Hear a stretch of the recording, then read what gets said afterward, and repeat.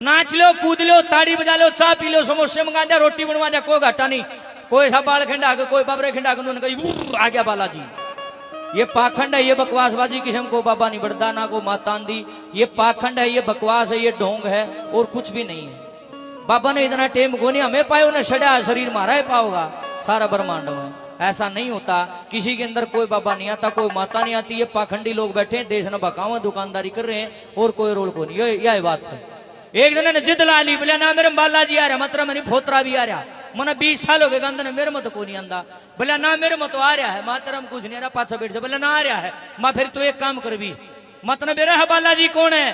बोला कौन है? मखा बालाजी ने दो लक्ष्मण की जान बचाने खातर हाथ पर पर्वत था लिया था, मैं घर तक उन बना रहा रामायण कहे। बोला फिर मखा जे तरम बालाजी आ रहा, तू सामाला पहाड़ उठा के फैक्ट्री में गिर देने, सारे रोड टूटे पड़े, मां बनी जाएंगे।